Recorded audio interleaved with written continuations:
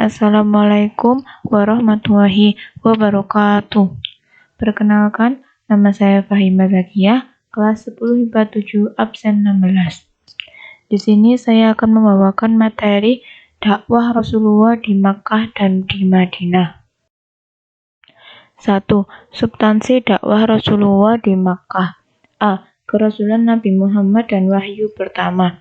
Nabi Muhammad pertama diangkat menjadi Rasul pada malam hari tanggal 17 Ramadan saat usianya 40 tahun. Di sana, malaikat Jibril datang menyampaikan wahyu pertama, yaitu surat Al-Alaq ayat 1-5. Kemudian, Nabi Muhammad menerima Al-Quran secara berangsur-angsur selama 23 tahun, dan ayat-ayat tersebut turun berdasarkan kejadian faktual yang terjadi. B. Ajaran pokok Rasulullah di Makkah. 1. Akidah. Rasulullah diutus Allah membawa ajaran tauhid karena masyarakat Arab hidup dalam kemusyrikan. Ajaran keimanan merupakan ajaran utama yang diemban kepada Rasulullah. Ajaran tauhid sangat berbekas di hati Nabi dan pengikutnya, sehingga menimbulkan keyakinan yang kuat. Keyakinan yang menyebabkan diri mereka senantiasa dilindungi oleh Allah yang Maha Esa. 2. Akhlak mulia. Dalam hal akhlak tentu Nabi adalah yang paling ideal. Nabi dijuluki Al-Amin karena kejujurannya. Selain itu, Nabi juga suka menolong dan meringankan beban. Beliau juga memelihara persahabatan. Nabi Muhammad mengajak agar bersikap dan berperilaku yang baik, seperti yang diterangkan dalam surat Al-Hujurat ayat 49. 2. Strategi dakwah Rasulullah di Makkah. A. Dakwah secara diam-diam. Di tahap ini, Rasulullah memfokuskan dakwah Islam hanya kepada keluarga dan sahabatnya. Rumah Rasulullah atau Darul Arqam yang dijadikan pusat dakwahnya. Orang-orang pertama mengakui keislaman dan kerasulan Nabi Muhammad adalah Siti Khadijah, Ali bin Abi Thalib, Sa'id bin Haritsah, dan Abu Bakar. Berdakwah secara diam-diam dilakukan oleh Kanjeng Nabi selama kurang lebih 3 tahun. Setelah mendapat dukungan dan pengikut banyak, Kanjeng Nabi menyusun strategi dakwah terang-terangan. B. Dakwah secara terang-terangan. Dakwah ini dimulai ketika Rasulullah berdiri di atas bukit dan berteriak memanggil orang-orang Makkah. Seiring dengan itu, Allah menurunkan wahyu Al-Hijr ayat 94 dan Asy-Syura ayat 214-216. Pertama, dakwah dilakukan kepada sanak keluarga, kemudian kaumnya, dan penduduk kota Makkah yang saat itu menyembah berhala sangat kuat. Namun, dari beberapa orang malah menentang dan mencemooh dan menghina. Pelan tapi pasti, pengaruh Rasulullah dan ajaran Islam semakin diterima oleh masyarakat Makkah. Mereka tetap tabah dan sabar dengan hinaan yang didapat dari kaum jahiliyah. Karena terus bertambah kaumnya, Nabi jahiliyah mengutus Utbah bin Rabi'ah untuk bertemu Rasulullah. Dengan semangat keyakinan, dakwah Rasulullah semakin menyebar luas. Reaksi kafir Quraisy terhadap dakwah Rasulullah SAW. 1. Kesombongan dan keangkuhan. Bangsa Arab jahiliyah dikenal angkuh dan sombong. Mereka menganggap bahwa apa yang mereka lakukan adalah benar. Kesombongan tercermin dari syair-syair yang mereka buat. Mereka tidak menerima ajaran persamaan hak dan derajat yang dibawa Islam. 2. Fanatisme buta terhadap leluhur. Kebiasaan yang telah mengakar kuat yaitu menyembah berhala dan kemusyrikan lainnya, menyebabkan mereka sangat sulit menerima ajaran tauhid. Tuhan bagi mereka diwujudkan dalam bentuk berhala yang dibuat sendiri. Fanatisme sangat menyesatkan mereka dengan sangat nyata. 3. Eksistensi dan persaingan kekuasaan. Penolakan mereka terhadap ajaran Rasulullah tentu secara politisi dapat melemahkan eksistensi dan pengaruh kekuasaan mereka. Kekuasaan dan pengaruh yang selama ini mereka dapatkan dengan menghalalkan berbagai cara dan tentu sangat bertolak belakang dengan ajaran Rasulullah. Contoh penyiksaan Quraisy terhadap Rasulullah SAW dan pengikutnya. 1. Suatu hari Abu Jahal melihat Rasulullah di Syafa. Ia mencerca dan menghina, tetapi tidak ditanggapi oleh Rasulullah dan beliau beranjak pulang. Kemudian Abu Jahal pun bergabung dengan kaum Quraisy di samping Ka'bah. Mendengar kejadian tersebut, Hamzah paman Rasulullah marah dan mencari Abu Jahal. Tanpa banyak bicara, ia langsung mengangkat busur dan memukulkan ke kepala Abu Jahal hingga tengkoraknya terluka. 2. Suatu hari, Uqbah bin Mu'id melihat Rasulullah SAW bertawaf, lalu menyiksanya dengan menjeret leher Rasulullah dengan sorbannya dan menyeretnya keluar masjid. Beberapa orang datang menolong Rasulullah karena takut dengan Bani Hashim. Perjanjian Aqobah.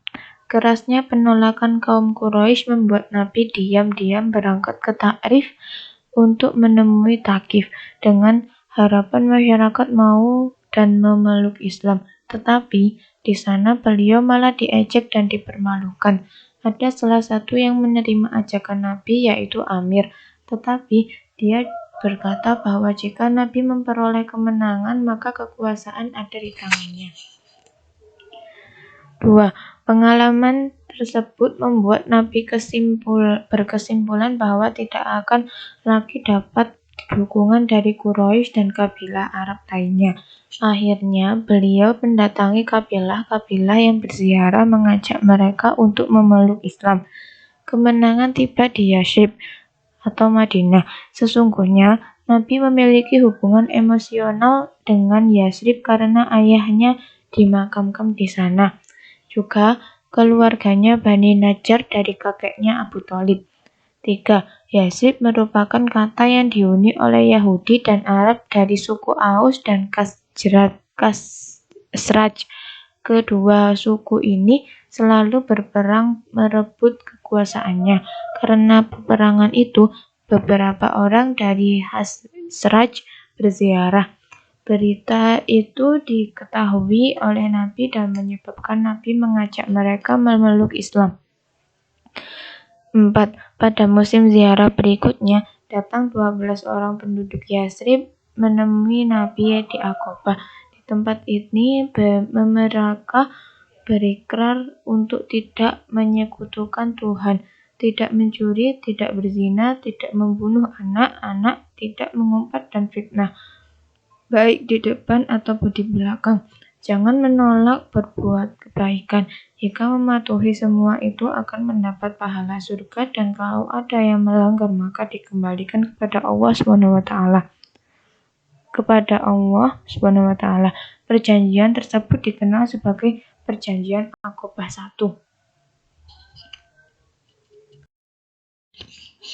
5. Pada tahun 622 Masehi, peziarah Yathrib datang ke Mekah berjumlah 75 orang, diantaranya 2 perempuan. Kesempatan itu digunakan Nabi melakukan pertemuan rahasia dengan para pemimpin mereka. Pertemuan disepakati di Aqobah pada tengah malam. Malam itu Nabi ditemani pamannya, Abbas bin Abu Muthalib, menemui orang Yathrib. Pertemuan tersebut menghasilkan Perjanjian Aqobah II. Berikut ikrarnya. Kami berikrar bahwa kami sudah mendengar dan setia di waktu suka dan duka, di waktu bahagia dan sengsara. Kami hanya akan berkata yang benar di mana saja kami berada di jalan Allah SWT. Ini kami tidak gentar terhadap ejekan dan celaan siapapun. 6. Tiba-tiba setelah berikrar datang orang Quraisy berkata, Muhammad dan orang-orang Mutrat itu sudah berkumpul dan akan memerangi kamu. Semua kaget dan terdiam. Tiba-tiba Abbas dan Ubadah, salah seorang peserta ikrar, berkata pada Nabi, demi Allah SWT yang mengutus Anda berdasarkan kebenaran, jika Nabi mengizinkan besok, penduduk Mina akan kami habisin dengan pedang kami. Akan tetapi, Nabi tidak mengizinkan dan menyuruh orang Yasrib pergi ke Mekah dan besok pulang ke Yasrib.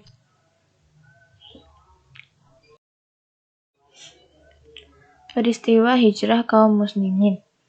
1. Hijrah ke Abisinia atau Habsyi. Hijrah ke Abisinia berjumlah 15 orang dengan 11 laki-laki dan 4 orang perempuan. Mereka berangkat secara sembunyi-sembunyi. Sesampai di sana, mereka memperoleh perlindungan dari Najasyi atau raja-raja Abisinia. Setelah aman, mereka kembali ke Makkah. Akan tetapi justru mereka mendapat siksaan yang lebih. Mereka pun kembali hijrah di tahun 615 Masehi dengan membawa 80 orang yang dipimpin Ja'far bin Abi Thalib. Peristiwa tersebut membuat kaum Quraisy tidak tenang, sehingga mereka mengutus Amir bin As dan Abdullah bin Rabi'ah untuk berbicara kepada Najasyi untuk menyerahkan kaum muslimin yang berhijrah. Mereka mengatakan bahwa yang golongan tersebut adalah budak-budak yang kabur. Setelah mendapatkan jawaban yang santun dan fasih, Raja Najasyi memberi keputusan untuk tetap melindungi mereka kaum muslimin. 2. Hijrah ke Madinah. Dalam kurun waktu 2 bulan, sekitar 150 kaum muslimin telah berangkat ke Yasrib. Hanya Abu Bakar dan Ali membela Nabi di Makkah. Tetapi setelahnya Nabi pun berhijrah setelah mendengar bahwa Quraisy ini membunuhnya. Nabi ditemani Abu Bakar hijrah ke Yasrib. Sesampainya di Kuba, 5 km dari Yasrib, Nabi ditinggal beberapa dari sana. Dan di sana Nabi membangun sebuah masjid, yaitu Masjid Kuba, masjid pertama kaum muslimin.